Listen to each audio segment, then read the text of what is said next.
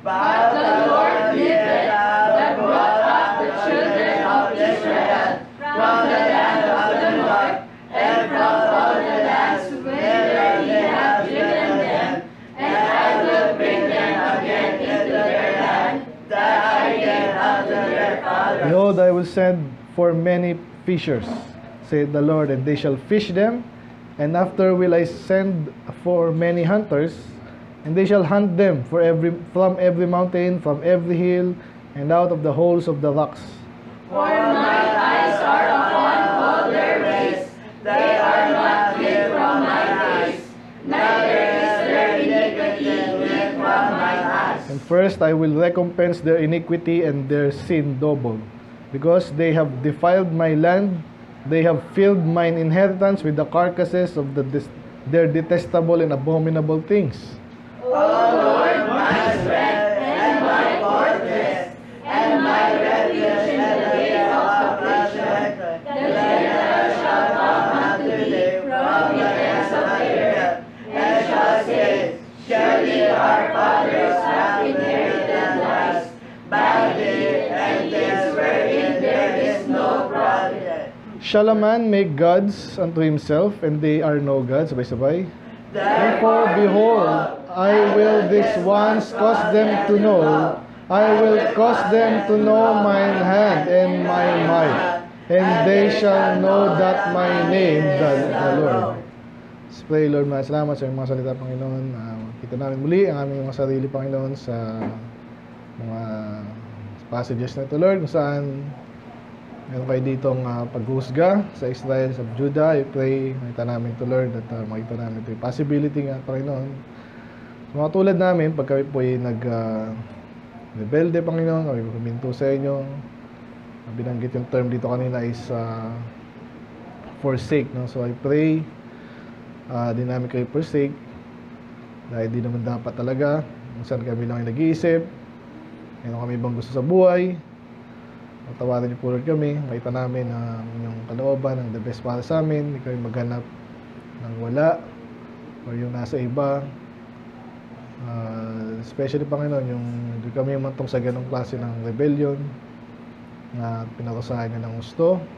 Naging cautionary tale sila sa amin yan. So I pray again, kayo po magturo sa amin, mga kakulangan ko, Panginoon, kayo po magpuno kung paano papaunawa to Lord ng mga anak. Salamat po Lord, kayo malulati. In Jesus' name we pray. Amen. Amen. Ako po na po. Medyo mahina ngayon. Dito. Check. Ayun na yan. Good evening po sa lahat. So again, review lang natin po yung 4 last sa ating series Jeremiah sa 12. Title po natin, Then How Canst Thou Contend with the Horses? Ang focus natin doon, yun nga, isa mahina tayo, no? So pag hindi ka nga kaya mo yung footman, di ba? Sinong gusto mong labanan? Yung tao o kabayo? Sinong gusto mong kalaban? Kung hatakan. Takbuhan. Di ba, syempre matindi yung kabayo, so mahirap yun. Or nabanggit natin last time doon, pwedeng sabihin dyan or tinutukoy dyan yung mga horsemen din. Ibig sabihin, may mga tangke. Mas mahirap yun pag nakamount yung kalaban mo. Kaya pinaka-message doon is don't be a weakling. Okay, maging mahina. And then, Jeremiah 13, Be not proud, for the Lord hath spoken. Subtitle, may pakinabang ka pa. Yun po yung girdle na walang pakinabang, di ba? Naalala nyo? Ano na? Marred girdle. So, nangyayari yan sa mga nagpabaya. Then second to the last po, no? Jeremiah 14, the false prophets prophesied the deceit of their heart. So, kaya mag-ingat tayo. Medyo ganun din tayo ngayon eh. So, nakita natin yung dapat na nababasa niyo po yung tao. Anong ibig sabihin nun? Matuto tayo mag-bear, kaya discerning tayo eh, discerning word. Do ang Diyos ang dinidiscern na tayo. Kaya ganun din, gamitan natin discernment. Kung makikita mo yan na naliligaw sa'yo, di siya. Tapos mayabang, ayaw mag-church. Alam mo na agad yun, no? O kaya Masyado namang spiritual kunwari. Diba? Praise the Lord! Ito ganon. Ang ganda naman yun kung totoo, di ba? So yung mga false prophet, dapat alam din natin na manluloko yan. Huwag kayong mahihiya na sabihin ng actually, sa panahon natin, yun nga kailangan marinig ng tao. Kaso nga, kanya-kanya ngayon ding kulto sa kulto, nag-aanoan. Kaya yung mga tao, napapagod na rin. But anyway, Jeremiah 15, last week. Sino nakakalala? Hindi nyo pinapanood yung mga natin, no? 10 views pa lang. Sino nakakalala?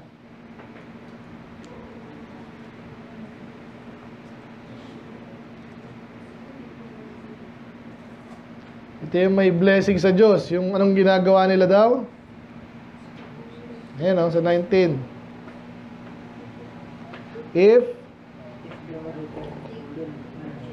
thou take forth the precious from the vine. Okay? So manghinayang ka pag nakikita mong example natin last week. Yun nga, isang magandang katulad ito, mga precious kayo lahat sa Panginoon. Amen? Amen. Tapos dudumihan kayo na sa libutan ngayon. Di ba? Puro cellphone kayo, hindi mawawala yan Sa panahon natin ngayon. Kanina lang balita, HIV daw tumataas. Siyempre buti kung ganun lang yung mga comments doon. Binabasa niya, talagang maano ka. Makukurap ka. Basta sa iba na tinatawanan, hindi naman nakakatawa yun, di ba? So nakukurap, kaya ang dapat natin gawin yun, mga ganyang bagay, yan, mga kaluluwa, precious yan So alisin natin sila doon, tulungan natin sila una maligtas, and then dali natin sa Panginoon, sa church, para matalagaan sila. And then ganoon na rin pamilya nila. If thou take forth the precious from the vine. Ngayon naman, medyo familiar team na naman, kaya nahihirapan ako pag ganito Pero medyo nakakuha ko ditong focus natin ngayon.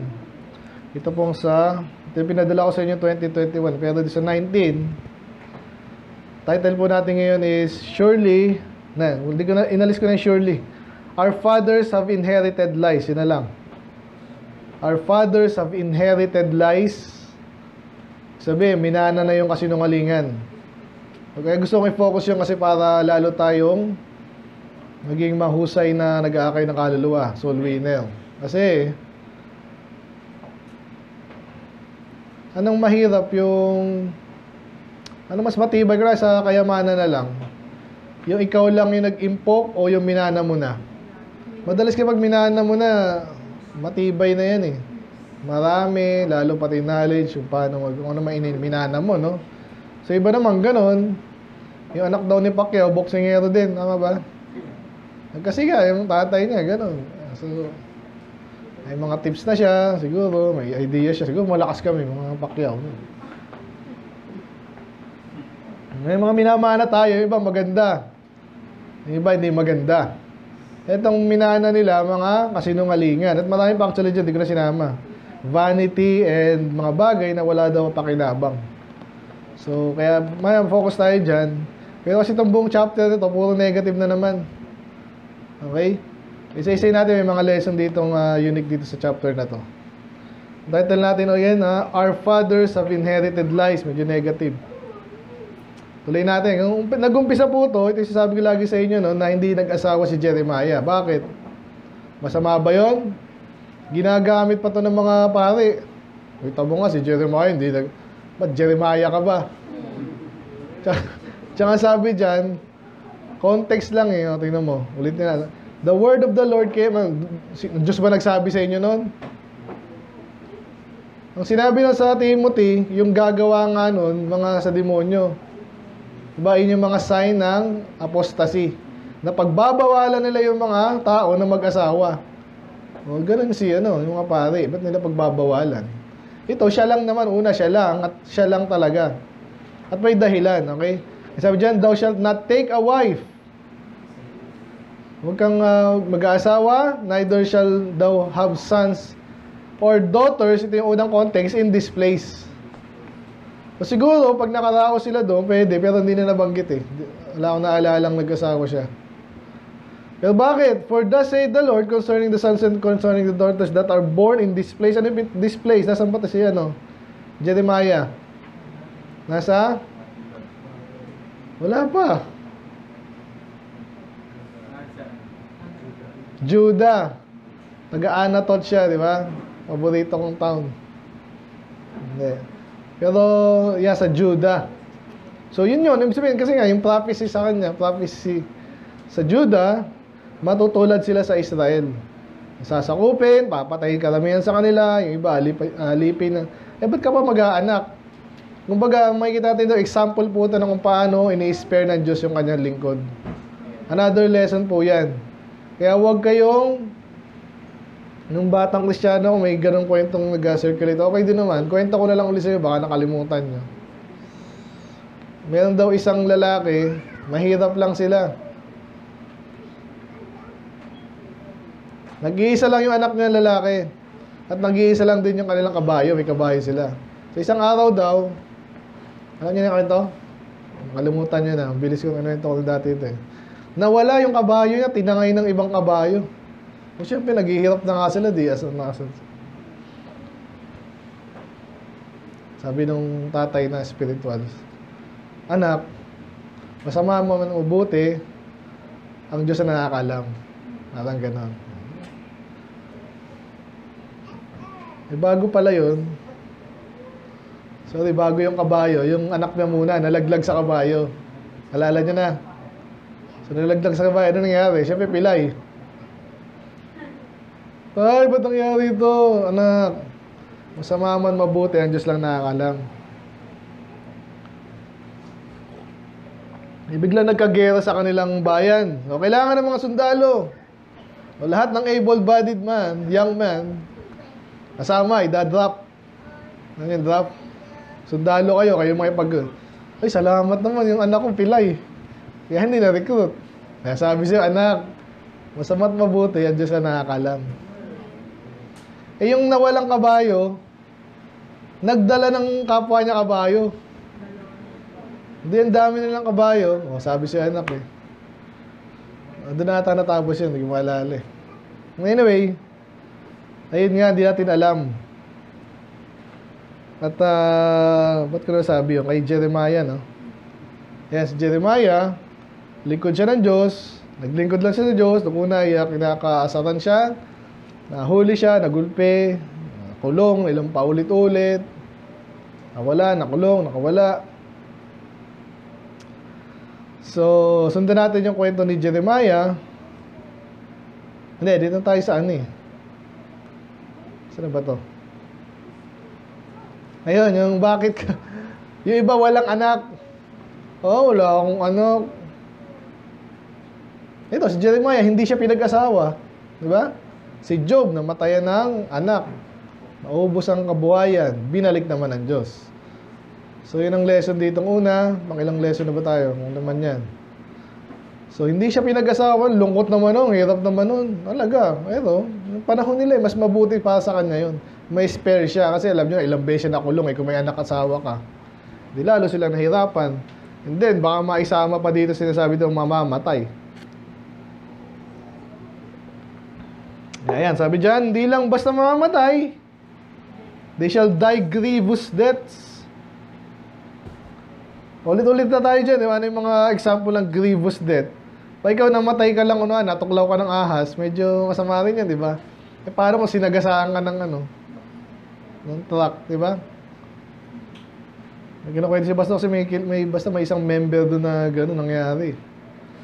Ang kwento ni Basto parang hindi raw niya alam kung paano niya pupulutin yung anak. Imagine nyo, labas utak kunwari. Paano mo, di ba? Imagine nyo ba yun? Kaya sabi na, huwag ka na mag-anak, they shall not be lamented. Paulit-ulit na to, di ba? Basta masama. Kasi hindi sila iiyakan. Bakit? Pati yung iiyak, patay na rin. Ano yung mga last time, ganun din, maulit na naman dito yung para silang pupo, mamaya. Anyway, neither shall be buried. Yun nga, ba't hindi ililibing? Kasi sino maglilibing? Nakita nyo ba yung ano, sa Germany, yung ano, mga documentary kasi dun eh. Kasi natalo na yung Germany. Gusto nila tago nila yung mga bangkay. Anong gagawin natin dito? Ginawa na, sinunog. Tapos ang baho syempre no. Talagang pinapala yung tao. Huwag nang ilibing yan. Ganun po nangyayari doon. Pag grabe, sabay-sabay ba naman eh. So hindi na nilibing. But they shall be as dung. Ayan naman. Ano sabihin ng they shall be as dung on the face of the earth? Yung dung is pupo. So sabihin, nakakadiri. Una, mabaho. At siguro yun, aanurin na lang ng kung ano. Ganyan ang mga, ano, di ba? Popes. Pangit no, ikukumpara ka sa ganun, no? Kasi nga, nagkasala sila matindi, paulit-ulit, di sila nagbago, hanggang dumating yung judgment. And they shall be consumed by the sword. Yun nga, makapatay sila, gamitan ng sword. Obviously, kawaaway na soldier yan, army. And by famine, of course, pag marami nakamatay, kung mamatay yung mga trabahador, kung mamatay yung mga tapos, ganyan pa, pag gera po yan, inuubos pa yung pagkain nyo. Yan lang laging ano dyan eh. Ubusin yan, kakainin nila. Unahan na yan. Hindi kataggutom talaga. The carcasses shall be meat for the fowls of heaven. Ano yung carcasses? Carcass. Medyo iba spelling dati ha. Kaya ibang basa dyan, carcase. Carcass yan ha. Ngayon kasi double S na yan. Anyway, ano yung carcass? Bangkay, patay na katawan. Kakainin lang ng mga ibon. And the beast of the earth. Daga, kung ano man yan. Mawawa. For thus saith the Lord, enter not into the house of mourning, neither go to lament, nor, nabasa niyo ba kanina yan? Parang sabi niyo, bemoan. Parang ganun din, kaawaan. Ba't ganun? Ito na lang, ito yung madalas natin nga sa mga bakla na naman. No? Iba, kaya natin nakakaaway, mas parang naawa pa sa bakla. Wawa naman sila, pastor. Hindi ka naman naawa. May mga pagkakataon na sabi doon, sino yung bakit? Ang Diyos na nagsasabi. Galit nga siya, hindi pa mabakla to ha.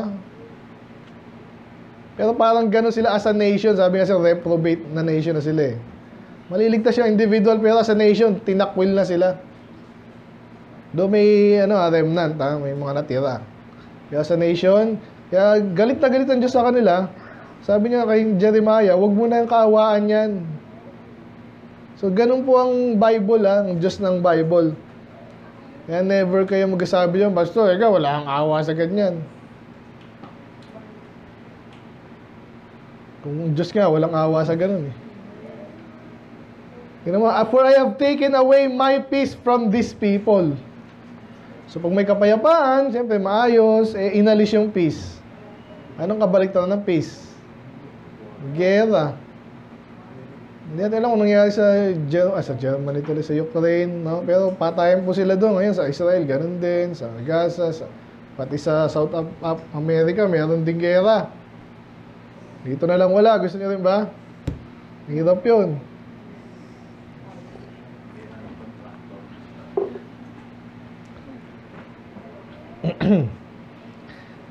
Inalis ng Diyos yung kapayapaan, pati yung loving kindness and mercies. Ganun po yan. Kaya kung tayo may kapayapaan pa dito, makakaasa ka ang Diyos kasi, binibigay yan.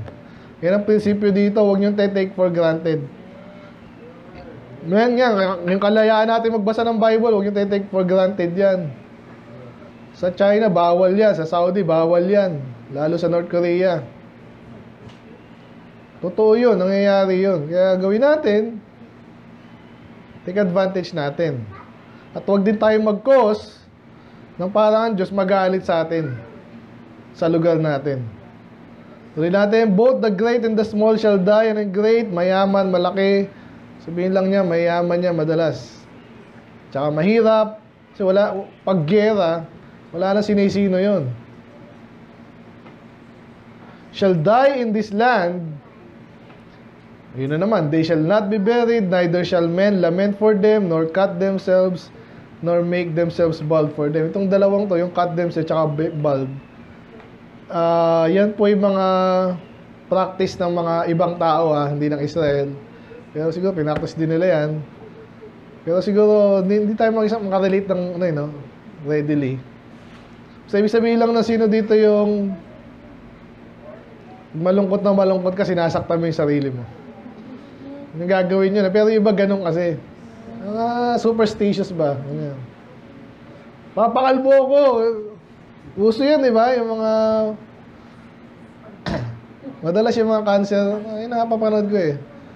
Inaawa siya kasi nagpakalbo siya. Si pastor pala magpapakalbo kasi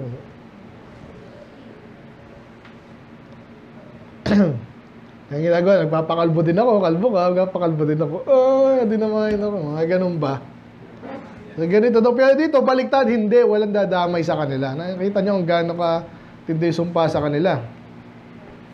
Neither shall men tear themselves for them in mourning. So, walang iiyak. To comfort them for the dead. Sige, pambira. Wala eh. May patay kayo, may patay din kami. Wala na, mag-iisisyan pa yan. Kasi lumayo kayo sa Diyos, kayo din. Hirap. Neither shall man give them the cup of consolation to drink for their father or their mother. O, inom ka muna ng kape. Wala rin ganun. Wala na talaga. Sa lamentation natin makikita yan, lalo na mas madrama yun. Talinhaga, talagang doon yung focus niyan eh. Yung susunod ditong book. Anyway, they shall not go into the house of feasting. Huwag ka maglungkot, huwag ka din lalo magsaya, syempre. To sit with them and to eat with them, to drink. Parang ngayon yan. Kasi parang later, huwag ka maawa sa kanila. Pero ngayon naman, baka iba nagkakasiyahan, huwag din. So, anong lesson doon? Separation po. Alam niyo yung kahit sa balita yan, tulad yan. Pag sinong sikat dyan, namatay. Si Chris Aquino po, pag-pray natin. At si Duterte po ay namamayat na, pag-pray natin, makawala na. At lahat kami, mga style ganun, lahat kami dito ay may mga pagkakataon po, hindi tayo kailangan makisama doon. Mapapasama, naalala ko si Abante na naman. Nabanggit ko na ba sa inyo yun? Yung mahal daw niya yung mga member siyang bakla. Sinabi niya pa. At mahal na mahal daw niya. Pero sinasabihan ko sila mali yan. Ha? Ay, nako. Ang Diyos hindi ganun. Anyway, for thus say the Lord of hosts, the God of Israel, behold, I will cause to cease out of this place in your eyes and in your days the voice of mirth. So again, ibang paraan lang para sabihin na malungkot talaga kasi mamamatay. So aalisin daw sa iyong mata, ibig sabihin, wala ka na makikita na masaya. Pag binabing mirth is kasiyahan. Pwedeng party-party yan eh. Mirth, kasiyahan, or sabi ng ibang, mirth, ngiti yan. Mawawala daw yun, or pati voice ng Gladys, wala nang magsasaya. Masaya po yung masaya, di ba? Siyempre. Mawawala din. The voice of the bridegroom. Isa sa mga masayang mga event sa buhay, yung kasalan. Eh, sino magkakasal? Patay na si ganyan, patay. Wala. It shall come to pass when thou shalt show these people all these words. So, hindi pa nangyayari ha, pinapakita lang. Sinasabi ng Diyos, sasabihin ni Jeremiah sa mga tao, Judah. Pag nangyari yan, sinabi mo sa kanila yan, and they shall say unto thee, wherefore hath the Lord pronounced all this great evil against us? Sa Tagalog, hindi naman sinasabi mo, Jeremiah, mangyayari ba yan? Yan sabi ng Diyos eh. Bakit nangyari yan? Wherefore? Why? Tama namang tanong yun, di ba? Eh bakit nga ba? Alam niyo tayo, nag-aakit tayo ng kaluluwa, dapat alam natin yung why, hindi lang yung what. Sabi nga rin, sa panahon natin ngayon, yung iba alam lang yung what. Ibig sabihin, alam nila nangyayari. Alam nila nangyayari doon, pero hindi nila lang bakit.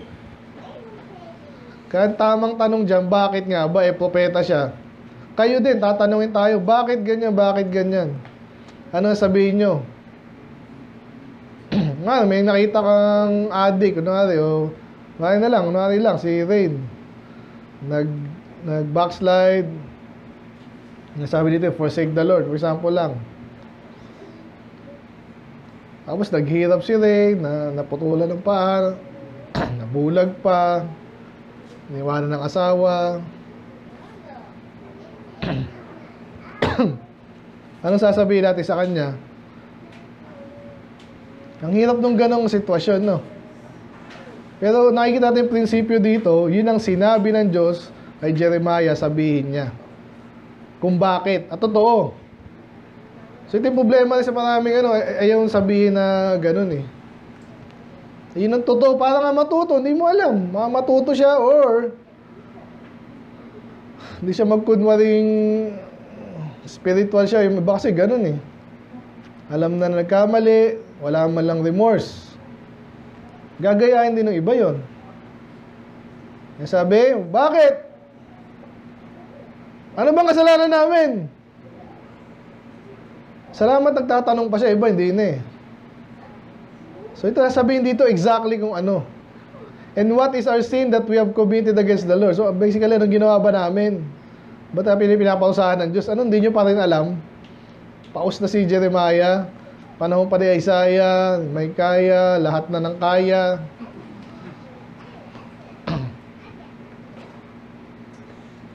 Sabihin mo, ano sabihin mo?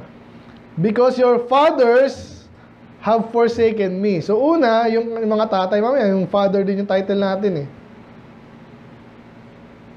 Kasi umpisa sa mga tatay nyo, ibig sabihin, matagal na gano'n kasi ang ano ng Diyos eh, matagal. Ang timeline niya, hindi yung nagkasala kahapon, palo ka ngayon. O palo ka, hindi gano'n. Ninahayaan niya yung tao na makita mo kasi may cause and effect din mo, makikita na apat natin yan, unless i-deny mo. Tulad nga niyan, yung mga HIV nga do, dumadami. Paano hindi dadami yan? Kaya alam nung iba eh. Sabihin nung iba kasi mga ano nyo eh, Pride Month nyo eh. Alam na, nasa balita naman yun, matagal lang alam yun. Reality yun, lahat yan, di ba? Pag nagpa-check up yan, lahat yan, sinusulat yan, i-research yan, tinatable yan. Ilang percent ng may HIV ang bakla? Karamihan. Matagal ng data yan. Nabanggit ko na dati sa inyo si, ano ba yung sabi ng singer? Iyang hiya pa yun, ha? Jericho. Sablay bad. Ha? Yung panahon pa namin kasi yun eh. Hindi Jericho Naval, may ganun ang tunog. Rodel Naval. Paborito dapat namin yun. Pero ako, paborito ko dati yun. Pero yung mga lyrics ng kanta niya, hindi pa, ba't ganun? Yung pala, bakla pala, kaya namatay yun, hiyang-hiya yung mga hindi sinabi. By the way, si Eli ba sinabi na kung bakit namatay? Eli Soriano? Hindi. Baka yun din yun. Meron pang isang namatay na, ang dami ganun, ba't di sinasabi, no? Kung AIDS yun, talagang hindi sasabihin yun. Alam nyo ba AIDS? HIV yung virus. Yung sakit, AIDS. Yun, mga bakla yun. Kaya ba tayo napunta doon? Ayun, so may dahilan. Ang bata pa, patay na naman. Nagkaroon ng HIV yun. Ano ginagawa nun? Ano ba ginagawa ng mga bakla? Puro ganun ang utak nun. Hindi na ako kontento sa isa yun. Kaya nakakabwisit nga pag sila yung hayaan nyo naman pakasal kami. Loko-loko pala kayo. Binaboy nyo pa yung kasal. Una, lalaki, babae lang ang kasal. Pangalawa, yung bakla pa, kahit ilan yan. Kahit sino yan.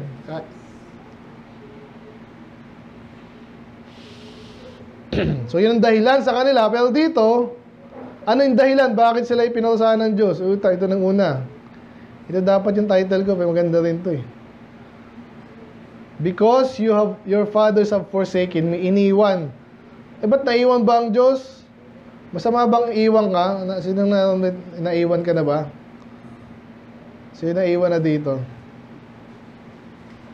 Hindi lang buta, iwan lang to na pwede ka namang, sorry Tricia, naiwanan ko si Tricia ng isang araw.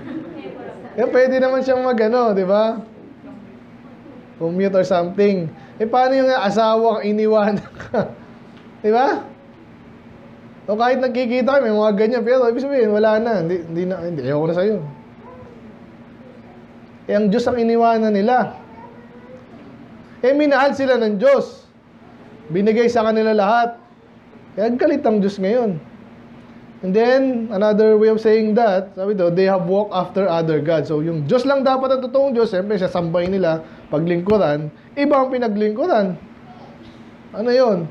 Diyos-Diyosan. Panahon natin, bihira na. Madalas yung pera, sarili, mga anak mo. Parang yung nahuli daw na ano, di ba? Ilan daw yung sasakyan. Well, parang iba, everyday may sasakyan eh. Rolls Royce. Tuesday, ano naman? Maserati. Wednesday, BMW. Loko-loko itong mga to, no? Buti yung pera naghirapan nila. So, ganun ang nangyari sa Judah. Galit ang Diyos sa kanila. So, sana hindi tayo ganun. Amen? Alam niyo na yung ano nyo, di ba? Yung simpleng attendance lang yan eh. Pag umaten kayo, pag nagbibigay kayo, yan pala, yung pera. Iba, ginoo-Diyos yan eh.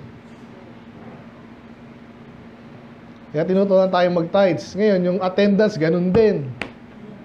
Pag may mas mahalaga pa sa'yo sa Diyos, sa araw na sa oras by the way, gusto kong umattend sa diadem pala. Nabanggit ko na ba sa inyo? Parang yung mga anak ko kasi, nasaan sila. Ako yung nandito. Pag dun, attendee lang tayo dun.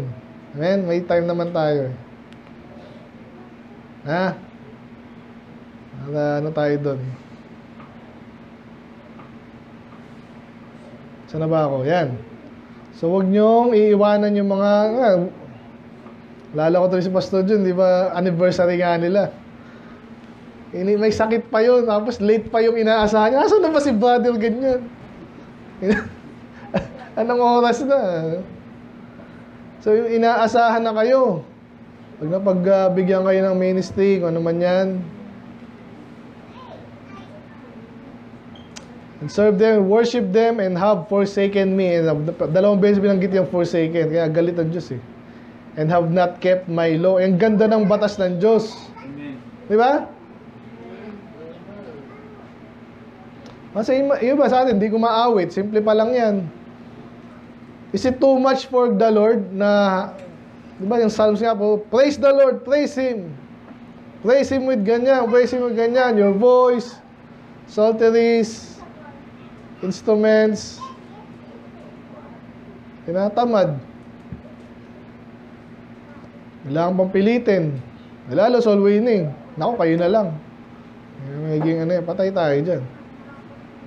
So nakita nyo, kaya inibigay ko yan para makita nyo yung ma-apply nyo sa sarili nyo. Na hindi dapat, pero kung sakaling meron tayong pagkakulang at lahat tayo may pagkukulang, makita natin dito, galit ang Diyos doon. Sabi dyan, and ye have done worse. So kanina, yung fathers, tinutukoy doon, yung mga tatay nyo, ganyan. Huwag nyo lang gayahin. Hindi, mas malala pa pala kayo. Kasi ganyan naman yan, pag ginagaya po tayo ng mga anak natin. Pansinin niyo, pag ikaw, tamad, mas mag-i-excuse ka pa, sinungaling ka pa. Ano sabi ni tatay?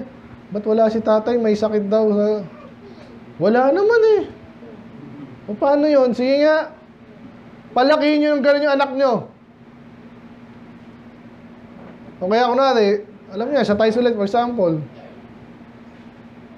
hindi na muna magatay si tatay kasi wala daw siyang ano ngayon. Kahapon lang tayo, bumili tayo ng di ating kailangan na. Ano ginagawa mo sa anak mo? Nakita niyo yun? Kaya mas lumala eh. Nakita kung paano nila lokohin ng Diyos, yung tatay nila, nakita ng anak nila, mas matindi ito. Kaya ginagawa ito, hindi na sinabi iba, pero mas magandang description, no? Hindi na binanggit yung kung ano yung ginawa nilang kasalanan, pero ganun din to, ye walk everyone after the imagination of his evil heart. So parang last week din, yung deceitfulness of the heart, yung mga false prophet, no? So kung ano yung naisip nila, kaya pag ako nakikita ko yung mga false prophet na nagsalita, talagang ko eh, kaya ayoko nang tingnan, pero minsan kailangan alam ko rin eh. Hindi ko makakala kasi mga puro iglesia ni Manaloan dyan. Gupos na naman. Ang maliligtas lang yung nasa iglesia ni Cristo. Tama naman talaga yun. Pero ang tanong, kayo ba yun? Hindi. Hindi naman iglesia ni Manalo sinabi. Pa-member dapat, ganun ang interpretation nila dun. Baliktad. Paano nila naisip yun? Ayun. I believe naisip nila yon, ha? Kung sasabihin natin tayo maliligtas, pupunta na dito yung lahat. Diba? Kasi sasabihin, ang dami talagang tinuro ng, sabi kanina na nabasa ko, ang dami talagang pinupuri si Manalo, pag si Soriano naman, Soriano naman. Ba't sa akin, walang ganun?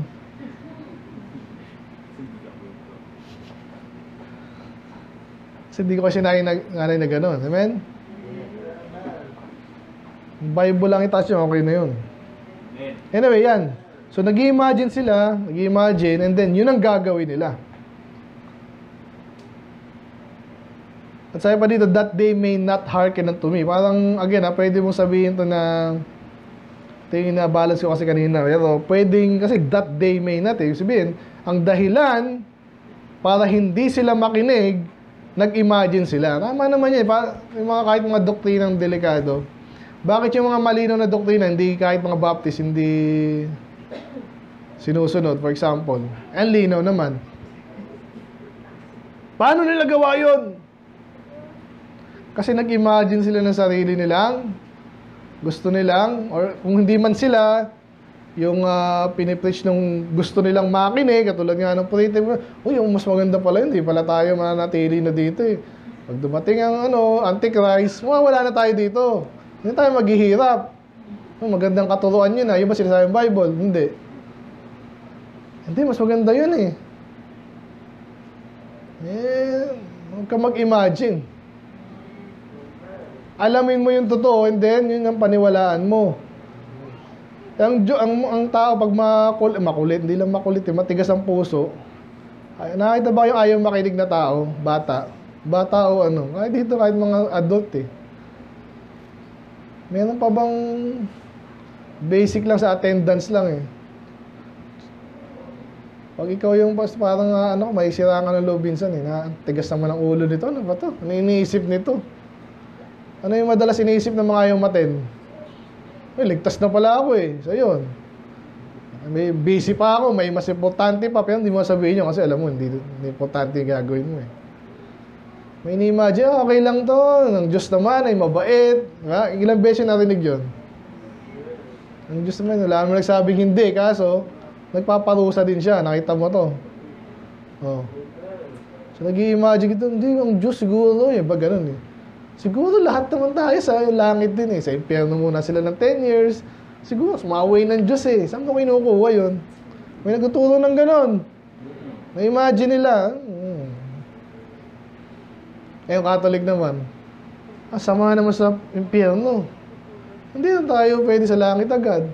Meron sa gitna. So winning ka, dalas niyan. Doon po sa gitna. Anong gitna? Inimagine nila, pinaniwalaan na hindi pinakinggan yung malinaw na turo ng Diyos. Anong gagawin sa kanila? Therefore will I cast you out of this land into a land that ye know not. Ito sana yung title ko rin So dahil sa katigasan ng ulo nyo, itatapong kayo doon. Yung iba syempre patay, yung iba alipinin. At pag nasa ibang bansa ka, anong gagawin sa'yo doon? Minsan kitang-kita sa itsura mo. Chinese ka, nasa Pilipinas ka. Itsura pa lang, di ba? Dito kasi halo na So sabi dyan, neither ye nor fathers and their know not. Ibig sabihin, hindi mo alam yung language, hindi mo alam yung kalakaran doon. Ang hirap nun. Mangangapa ka. And there shall ye serve other gods, day and night. Alam mo, ganito yung, ang lala nito. Sabi natin, medyo ka, kahit na paano, spiritual ka lang konti. Ito lang, yan relate natin dito. Kunwari si Julia, sino bang magandang dito? Example. Julia na lang, kunwari lang Si Julia, kunwari lang, hindi masyadong tapat na Kristiyano. Pero naniniwala siya kay Jesus. Gusto naman niya yung Bible. Pero hindi niya pinabasa. Pag pinarusahan ka ng Diyos, dinala ka kunwari sa Muslim. Ayaw mo doon. Kaso dahil sa kapabayaan mo, nilagay ka sa kung ano man yan. Nangyayari yan. Meron kami kilala sa dahil, meron doon, sinasabi rin, Pastor, huwag ka na dyan. Ang kwento ko na yun, di ba? Magandang babae. So, wala po akong talagang nahihirap ka. Kailangan mag-abroad. Naku, huwag kang dyan. Sinasabihan na, huwag. Sige pa rin. Sabi ni Pastor, kahit nasaan ka pagpapalain ka, totoo yun. Sabi rin, in all labor, there is a profit. Kahit anong trabaho lang, ayusin mo lang. Ay, hindi, gusto ko abroad eh. Di nag-abroad, di na-rape siya doon. Anong gagawin niya doon ngayon? Kasi ano siya hiling ang tulong. Huwag kang hinging tulong sa Pilipino, yari ka lalo. Pero yun ang iniisip natin, di ba? Anong gagawin mo doon? Doon siya lalo ayaw mo mag-Muslim, ha? Hindi ako mapipilit yan, pag andun ka na nga. Ano? So may mga lugar po na sa India po, medyo ganyan sila eh. Pero may mga pagkakataon, naging mainit yung mga Muslim doon, halo doon eh. Pinipersecute yung mga Kristiyano. So isa yan sa mga pwedeng gawin ng Diyos na sinasabi na sa Bible, nangyayari po yan. Kaya magtapat na tayo, tapos huwag tayong mayabang. Kasi pag dumating yung pagkakataon, yung kinakaayaw, yung mismong ayaw mo na gawin, yun ang wala kang choice na gagawin mo. Kaya you shall serve other gods day and night. Ayaw mo, pero yun ang mangyayari. Yung ingay pa naman yung mga Muslim. Parang ibang Katoliko rin. May mga ano rin yan. May mga speaker yan. Alam nyo ba yun? Marinig mo yung prayer nila. Pag nagtuwaran na yan, anong gagawin mo? May pilitan ka na rin dyan. And then, lungkot ng buhay mo ngayon. Iniwanan mo pa yung totoong Diyos. Maganda example pa dito, yung mga bata rin na baptist na. Ganyan po yung mga kwentuhan eh. Kasi yung mga nakakwentuhan tayong ganyan. Ay, pastor, dati rin po akong ganyan eh. Anong ginagawa mo ngayon? O, ba't di ka na ganyan? Kasi po, trabaho, kasi po, kung ano man ang dahilan nila. Hindi mo pinili kasi yan, Diyos. Pwede ka lang pagpalain ng Diyos na habang ano kayo, nag-aayos kayo. May mga pinili ka, ang hirap ng bumalik. Dito, hindi sinabi dito, pero yun na yun ang resito. Pagsisisihan mo yan. And, where I will, yung lugar na andun ka, kasi nga, pinaparusahan ka dun eh, I will not show you favor. Alam mo, kahit nasaan ka, pag may pabor ka ng Diyos, maayos eh. Pag wala yung pabor ng Diyos sa'yo, ano? Nakikita niyo po sa ibang tao yan, huwag niyo nang iyan sa sarili niyo. Nakita mo yung taong apply ng trabaho, ayaw. Apply ng ano, ayaw din. Na tinanggap, tinanggal agad. Tinanggap ulit dito, na-disgrasya naman.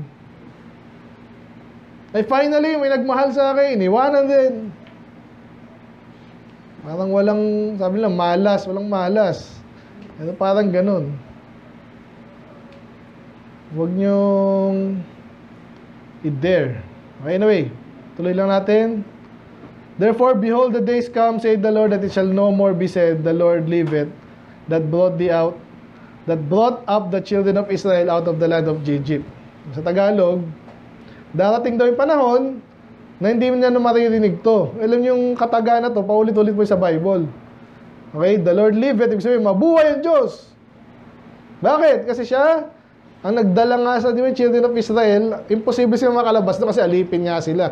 Pero, ang ginawa ng Diyos, pinaalis sila doon. Paano? With a mighty hand. Alam niyo ang ginawa, di ba? 10 plagues. Ayaw silang paalisin doon eh. Pero ang Diyos ang gumawa ng paraan with Moses. Yung 10 plagues nga, bandang ulit pinaalis sila. So, kilalang ang Diyos doon sa ginawa niyang yun. Amen? Pero darating yung panahon daw, hindi na ganun. Bakit?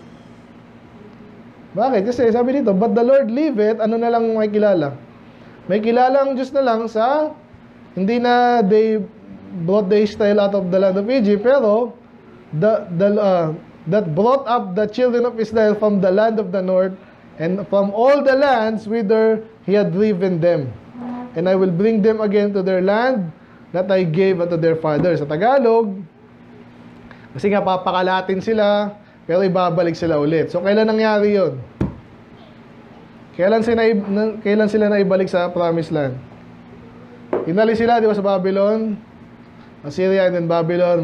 Yung Assyria, hindi na pala nabalik yung mga Israel. Yung Judah ang naibalik sa Jerusalem. Judea. Kailan sila naibalik doon? Naibalik ba sila? Yes. Kailan? Panahon ni Ezra, Panahon ni Nehemiah. nagpadalik sa kanila, di ba, Cyrus, king of the Medo-Persia. Panahon ni Ezra, Nehemiah. So tapos na yun. Gusto ko i-point kasi dito, itong mga pag nagbabasa ka ng mga ano-ano ngayon. Ang sinasabi yun, 1948 daw. So, hindi pa buhay si daddy na, no? 50 ano ka ba din? 51? 54. Okay, si namin 51, no? So, hindi pa sila buhay. Yung history niya, nagbalik do yung Israel sa after ng World War II. Hindi totoo yun. Hindi, nagbalik sila doon, pero hindi yung tinutukoy dito. Kasi nagbalik na sa biblical na binalik sila ng Diyos doon, yung panahon ni Ezra ni Nehemiah. Okay, tandaan nyo po yan ha, kasi pag nagbabasa kayo, baka mag-amen pa kayo doon sa mga post nila na ganun. Tapos na yon. Ang argument natin doon, kasi ang Diyos ang magbabalik sa kanila doon. Yung sa 1948, ang nagbalik sa kanila doon, UN. Okay? Hindi ang Diyos. At binili nila yon basically. Binili nila po yun. Nagkontsabahan sila with Rothschild. Anyway. So yun na. So big deal to. Kasi ang Diyos daw ay dati kilala siya sa yung pagligtas niya nga sa Israel sa Egypt. Ngayon magbabago na kasi nga ang mau-focus na yung history na ng Judah na pinakalat sila pero ibabalik sila. Okay, so sana nakuha niyo yun. Pero sabi dito, balik siya ano dito. Yung later pa ibabalik sila eh. Okay, later pa yon. So balik ulit siya sa medyo panahon ng bago sila ibalik. Minsan ganyan ang Old Testament eh. Anyway, sabi niya, behold, I will send 4 many fishers, said the Lord, and they shall fish them. Sino yung they? Nauna. Yung fishers. Sino yung i-fish nila? Ayun nga, yung mga Israel. Judah, kasi Judah or Israel. And I will send 4 many, ang Diyos daw magsesend ng fishers. And then another term, obviously hindi to fisher lang, kasi fish ba yung tao. Kinukumpara sa fishers and hunters. And then huntingin naman lahat ng Judah pa rin to, no? Israel. From every hill, huntingin sila. Bakit? For mine eyes are upon their ways, they are not hid from my face, neither is their iniquity hid from mine eyes. Alam nyo, kahit tayo na lang, relate na natin agad sa atin.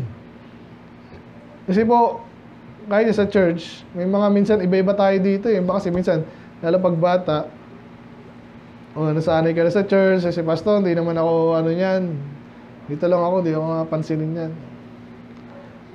Gawin ko lang yung gusto nila, gusto lang makitang ganito ginagawa ko. Pero bandang ulit, hindi ka pa talaga sumasamba sa Diyos. O baka hindi ka naglilingkod, baka ano man yan. Ito yung sinasabi sa Bible, alam niya. Amen. Nakuha niyo ba yun? Yung fisher tsaka yung hunter.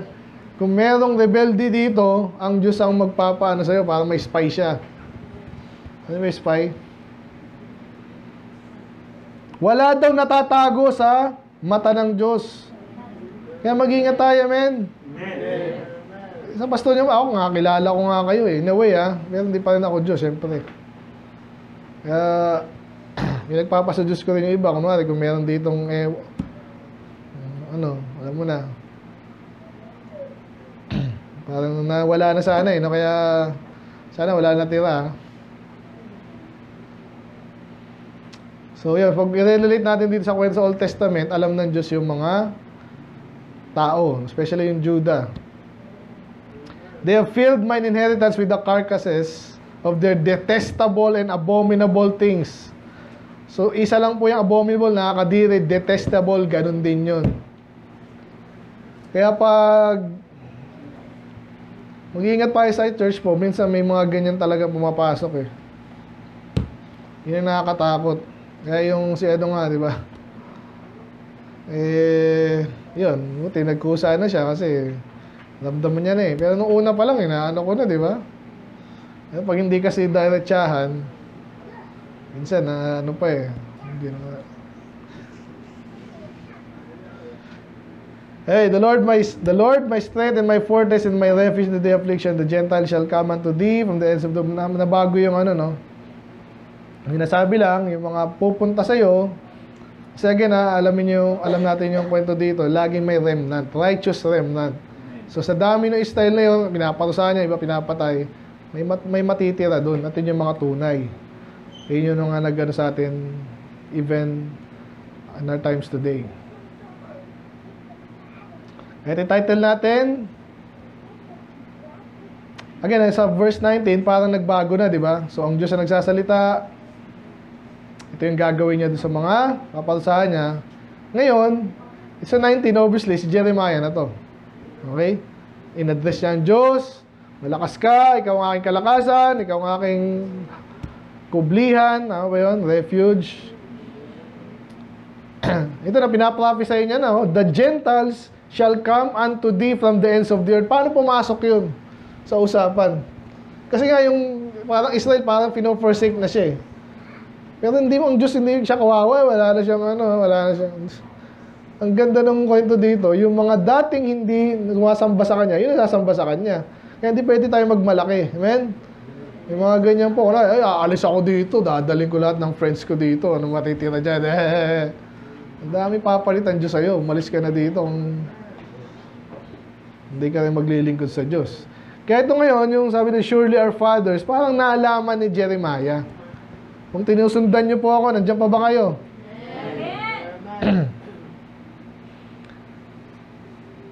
Parang sabi niya, kaya yung mga tatay natin, ganyan. Ito yung gusto ko yung point dito eh. Huwag kayong magtataka pag ninakay natin yung kaluluwa. Mas parang hirap na hirap silang intindihin yung katotohanan. Huwag kayong magtataka. Parang ganito yung na-realize ni Jeremiah. Sigurado kasi yung mga kasinungalingan na yan pala, mga pinagpasa-pasahan na yan. Ang katotohanan, ganun pinapasa yan. Ganun din yung kasinungalingan. Kaya pag pinag-aralan mga kulto, bakit kulto yan? Bakit nanatili yan dyan? Kahit mali yan. Baka hindi nila alam na mali yan. O kahit alam nilang mali yan, mas gusto nila kasinungalingan. At tayo kitang-kita natin yung pattern na yan. Kasi ang mga kulto talaga, mayroong isang pare-pareho yan eh. Mayroon silang common trait. Di ba? Yun nga, yung obsessed sila sa pangalan, obsessed sila sa tao. Ayaw nila ng Bible, kahit malinaw, babaguhin pa, papasunodin, babaguhin, as in literal, babaguhin yung Bible. Ganyan yung mga yan. So, huwag natin gayahin. At yun, kung mag-soul winning ka talaga, alam mo na in-inherit nila yung kasinungalingan, tayo may in-inherit din tayo, di ba? Ikaw, napakagaling mo ba dahil naisip mo lang yun? Nga, soul winning, hindi, pinasa na sa iyo yan eh. So, ganun din sila. Kaya kailangan balihin mo yung kasinungalingan. Huwag kang matatakot kasi magpapasya naman siya. Kung di na sundin yung katotohanan na dala-dala mo, it's on them. Ano sa Tagalog yun? Sila hindi nila pwedeng sisihin. Amen? At again, di lang lies, vanity. Mga bagay na walang kakwenta-kwenta. Mga kulto. Kami ang Iglesia ni Cristo. O kayo ba? Anong pangalan nyo? Hindi kayo Iglesia ni Cristo. Kami yun. Hindi. Kami Iglesia ng Diyos. So, vanity yun. Walang pakwenta-kwenta. Alam din nilang mali yun. Kailan lang inaano natin yun. Ano yung title natin doon?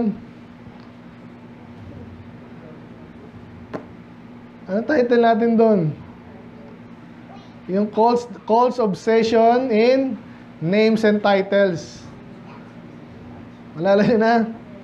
Vanity, wala kang kwenta-kwenta pero obsessed sila doon. Kasi minana na nila. Pag tinanong mo yan kung anong sinagot ng pare, yung sasagot niya mga yan kasi pinasa yun eh. Ayoko dyan kasi Katoliko ako. Dito ako nabuhay, dito ako natanim, dito ako mamatay. Tinanim sa kanila yon. Ano ba? Roma 16:16. Ano ba? Si Soriano lang talaga. Siya lang talaga. Paano ngayon? Patay. Si Raso naman. Bago yun. Si Perez. Bago kay Perez. Sino? Manalo. Basta yun. Ito naman, yung mga pagano naman talaga. Yung Katoliko, ang dami niyan, di ba? Vanity. May santo-santo. May posisyon. Ano man yan. Misa. Mga bagay na walang pakinabang. Kaya isa po yan sa mga pwede natin at dapat nating iniisip lagi. Itong bagay na kaya itong pinuturo sa amin ni Pastor, mayroon ba pakinabang dito? Kasi kahit mga Baptist minsan, yung end times, maganda yun. Ano bang magandang example dyan? Yung walang pakinabang. Ano, iba naman nasobra sa fellowship. Iba nasobra sa... Iba ginagawa na iba, nasanay ha. Kasi ano, hindi maano dito eh. Ibang Baptist ginagawa yung, alam niyo, yung street preaching. Ba't di natin ginagawa yung pastor? Ano ka, takot ka, no? Natatapang sila kasi gano'n. Parang kanina, diba, nadaanan natin sa gitnang bayan. May tama sinasabi, kaso makukuha pa ng mga taong dumadaan lang yun? Maliligtas ba yun? Sabi nga sa inyo, meron akong tinanong niya sa Facebook eh. Magalang naman. Dinarensya ko lang para lang, ano mo rin. But ilan na naligtas sa inyo sa loob ng isang taon? Ilang beses mo na, gano'ng katagal mo ginagawa? Mga 2 taon na po. Ilan na naligtas last year, buong taon? Siguro po 2. Hindi pa 2, siguro pa. Kasi nga, paano naman? Kasi ba't di mo na nag-soul winning personal mo na lang? At least nakaisa ka. 2, 3 sigurado. Bandang uli, naaasar na. Baptist to. O bakit sila naasar? Ano yung inherit? Lies, vanity, mga bagay na walang pakinabang. Eh, ba't may pakinabang yun? Nagtatanim ng seed eh. Okay, pero hindi naliligtas. Yung kanina, ewan ko, anong Pentecostal ba yung nakita natin kanina? Parang maganda rin sinasabi, di ba? Asa, hindi natin na kasi 100 lang natin dun eh. Ganun po yung mga walang pakinabang. Pag may tinuturo ko dito parang, pastor, may pakinabang ba tayo dyan? Magtanong-tanong din kayo dahil ako mismo, pinilter ko na lahat yan. Kahit galing sa Baptist yan, inisip yung, gano'n ba sa Bible? Anong pakinabang natin? Tama ba to? Puro ba to? Kung tama, kung may tamang konti lang. Katulad nga nun, may tamang konti, nag-preach at least, nag-preach na salita ng Diyos. So, wala nailigtas. Ayoko nun. Nagets nyo? So, parang sinama rin niya na dito. Kaya yung Catholic, ang hilig sa vanity. Mga bagay. Ito naman mga Jehovah's False Witness. Pag tayo nag-soul winning, di ba? Sila nakatayo lang, nagdadaldala lang, nakadisplay. Hindi ba na naisip na tapos gayahin tayo or something, di ba? Kasi wala naman silang ganun. Pero may nakita pala akong ganun. Nagpapakarwa siya kung may lumapit sa akin. Kawawa, bata pa. Hindi alam pinagsasabi. Sabi ko, umalis ka na dyan. Parang dito, may nag-host din yung mga yan eh. So, walang pakinabang pag hindi ka naliligtas. Punta ba dito? Uy, wala pong langit. Hindi wala pa sa Bible yan. Ganun pa magsalita, wala sa Bible. Alam mo, nabasa. Ganun po, mag-iingat tayo dyan. At ngayon, kung hindi tayo ganyan, kasi nga, dito kayo lumaki. At least alam natin kung ano meron sa labas. Amen? Minana nila yan. Kaya ang hirap niya minsan na i-win. Pero hindi tayo dapat takot. Kasi yun sinamaris natin. Kasi nungalingan, walang kwenta, at walang pakinabang. Ganun din pala yun. Kasi ganun naman kasi nungalingan, basically. Meron lang pangpain yan eh. Kami lang ang tono kasi kami ano ba pangalan ng Diyos? Jehovah. Ganun din eh, no? Jehovah, kami ano. Kaya kami, Jehovah's Witnesses. Di ba? Kayo, Baptist. Ano ba si John the Baptist? Hindi naman tayo ganun eh. Si John the Baptist ba kinakata natin dito? Praise John the Baptist. Hindi naman ah. Okay, tapusin na natin. Kasi sabi dito, ito yung tanong ko dito. Bakit niya tinatanong to? Shall a man make gods unto himself, and they are no gods? Tanong po to, rhetoric question. Tinatanong niya, alam naman natin yung sagot. Lalo siya, alam niya yung sagot. Ba't niya tinatanong sa atin? Para mag-isip tayo. Ba't kayo gagawa ng Diyos? Hindi naman yan Diyos. Kasi nga, ginawa niyo eh. Kaya obviously, ang ano dito, ang totoo naman talaga, alam natin, ang Diyos ang gumawa ng lahat. Eh, ba't gagawa ka ng Diyos? Parang ano naman yan, lies, vanity, and walang pakinabang. Di ba? Ganon din sa Habakkuk eh. May lagi ko sineshare. Ano sabi doon? Basta yung image na walang pakinabang yan eh. Yan talagang pinaka object ng isang pagano. Meron kayong Diyos-Diyosan. Ba't yung iglesia ni Mana? Wala niya. Tinitira din nila ang Catholic eh. Tama naman kasi mali naman talaga yung Catholic. Pero, yan silang manalo, di ba? Anghel. Hindi naman namin. Yun na nakalagay sa pasugo nyo eh. Tsaka hindi lang sa pasugo, talagang yun ang yataas nila. Binababa nila si Jesus, tao lang. Si Manalo, anghel. Dati hindi rin ako niniwala dyan, pero nung nabasa ko, andun eh. Sa pasugo nila, hindi ko pa narinig sa kanilang ministro yun mo, tinatago siguro. Anyway, nagla-live ba sila? Hindi. So, pili lang pala yung nakakalabas, na. So, gagawa ba tayo ng Diyos? Sarili natin Diyos? Ba't sila gumagawa pala ng Diyos? Nabanggit ko sa inyo yung dada, di ba? Bakit sila gumagawa ng Diyos? Na alam naman nilang hindi totoo. Para? Hindi sinabi dito, pero i-relate mo na lang. Ang Diyos ang dapat mo sundin. Tapos gagawa ka ng sayo. Para mga anak natin, kahit mga bata ngayon, gumagawa ng sariling paraan. Ngayon, kung okay naman niya, gumagawa ng sarili mo diskarte, wala problema. Pero kung established fact na yan eh, ang Diyos ay ganito, ito yung salita ng Diyos, gagawa ko ba yung Bible? Yung iba, yung nagte-TED Talks, alam niyo yun, bagsak na rin daw pala ngayon yun eh. Nainggit sa atin sa preaching natin, syempre, tayo, nag-aaral tayo salita ng Diyos, mayroon tayo, sila, may preacher din. Kung sino-sino nga lang. Mag-organize kayo dyan ha, pupunta yung mga tao. Pag ikaw na magsasalita, pupunta rin kami, parang gano'n yun eh. So, ginagaya lang yung church, pero hindi. Anyway, ba't sila gumagawa ng sarili nila? Nanggagaya. I-divert nila dahil ayaw nila sa Diyos, gagawa sila ng sarili Diyos. Ganun lang kasimple yun. Loko nila sarili nila, di ba? Kaya yung sagot dito sa tanong, ewan ko, yung sagot dito sa tanong na to. Ewan ko sa kanila. O kaya sa'yo din. Kunwari, sinabi na ng Diyos, ganito. Gagawa ka ng sarili mong rules. Basically, na sinasabi mo, may sarili kang diskarte. Paano kung malinaw na? Kunwari, sa common niya, kunwari, pastora, ang linaw sa Bible niyan. Ba't ang dami niyan? Yun, gumagawa sila ng sarili lang Diyos. Ng sarili ng rules, nagbibigay ng rules. Diba? Catholic, halos lahat, kontra sa Bible. Ba't hanggang ngayon, buhay pa sila? Hindi pa nila panahon. Pero darating ng Diyos doon. Therefore, behold, I will... ito yung gusto ko yung title no? So, dahil ginawa nila lahat yun, anong gagawin ng Diyos? Nabanggit natin kanina, papatayin nyo iba, papatasahan sila. Pero sa verse 21, may babanggitin dito na ano yung magiging cause nun. Or sorry, cause, yung effect, Ano mangyayari pag pinatasahan na sila? Patay sila. Hindi nga lahat. Yung iba itong makakaligtas.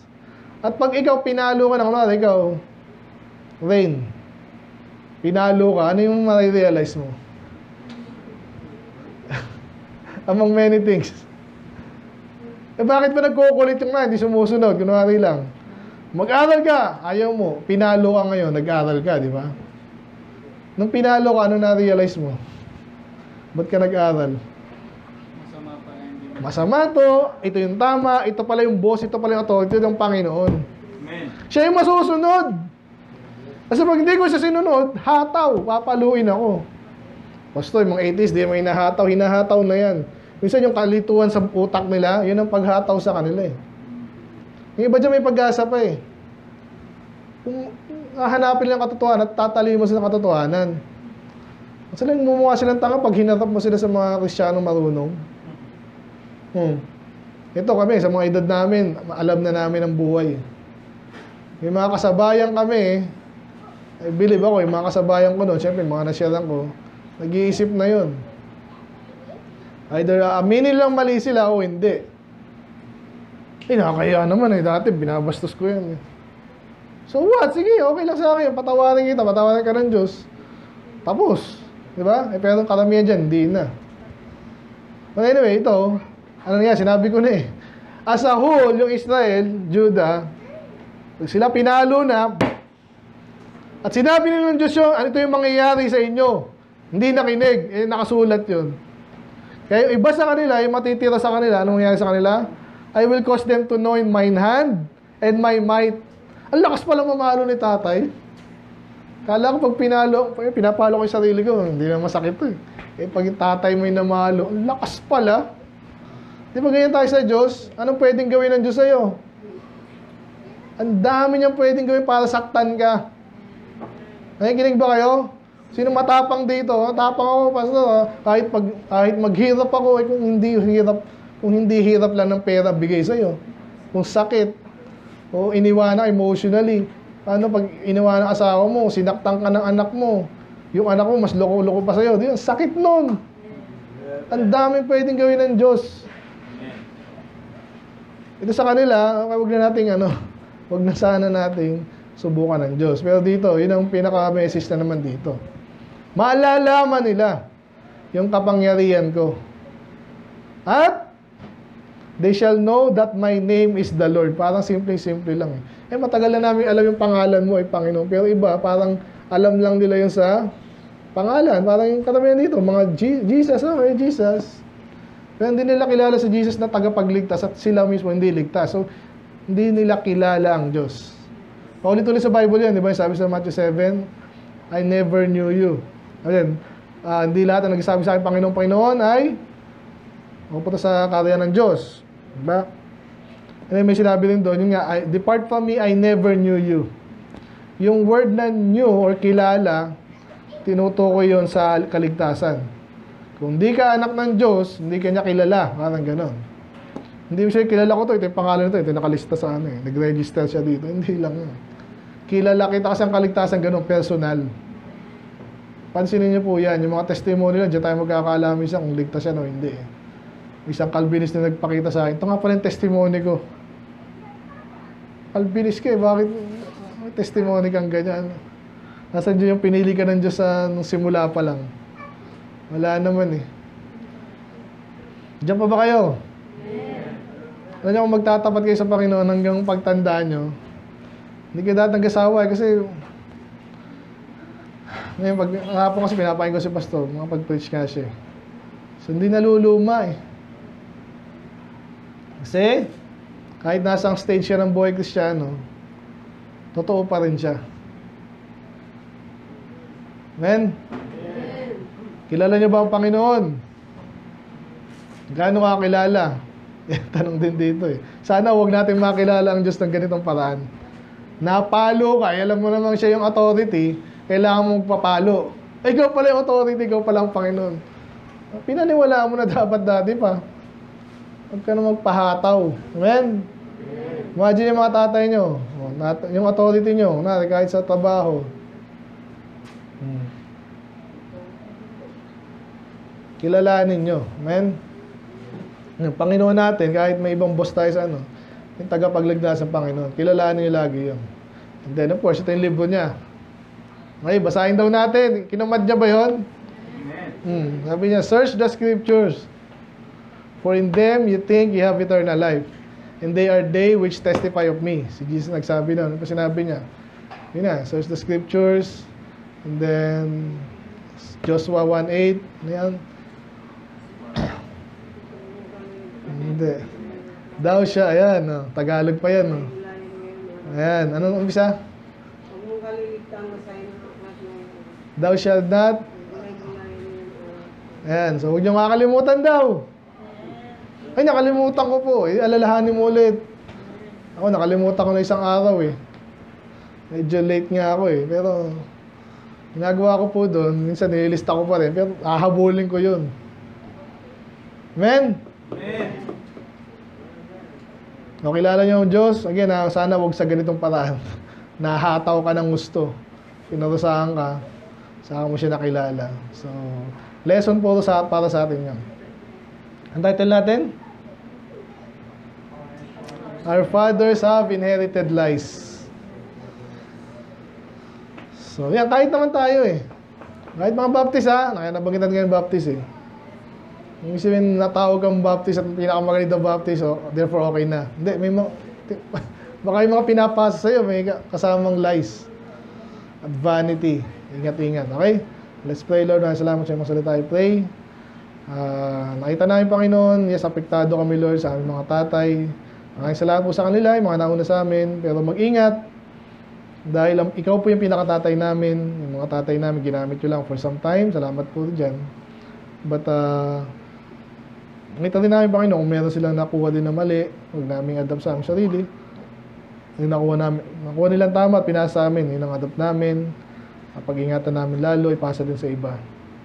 So, nakisalamat po sa buhay ni Jeremiah again. Ulit-ulit, nakikita namin kung paano siya ginagamit. Nakita namin dito, Panginoon, siya yung nakakaintindi, siya yung kausap ng Panginoon. Siya yung kausap niyo, Lord, siya yung messenger niyo. Siya yung magsasabi. Kayo din po yung nagsasabi kung ano sasabihin niya pag siya tinanong. Therefore, makita namin yung ganung pattern, Panginoon. Yes, hindi namin tindi lahat. Pero ang communication namin sa inyo is constant. Hindi niyo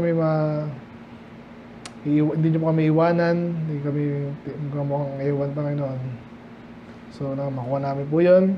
Pattern namin ang sarili namin kay Jeremiah, hindi sa mga ibang taga-Judah na later ay pangsahan nyo. So, malalim po aming church, Panginoon. About is sa amin. Naturuan niyo po, Lord. Unti-unti lang naman yung iba. Mga bata pa iba. Yung iba naman ay kung kaya namin gawin, Panginoon, tapat kami. At pray po namin sa dahil din po, Panginoon din. Yung nakakalumaan na situation doon. Pastor Lita especially. Salamat po nakapag-pray siya ng linggo, Lord. I pray na bigyan siya ng lakas. And direction din po, Lord, nang nag-pray nila doon. Mga struggle ng kalusugan. At sa even sa church nila. Na tatahakin nilang path, Panginoon. I pray papatubayan niya ng pambawat isa doon. Bigyan po sila ng biyaya, talino. Ganyan po sa amin dito, Lord. Ngayon, in Jesus' name we pray. Amen. Amen.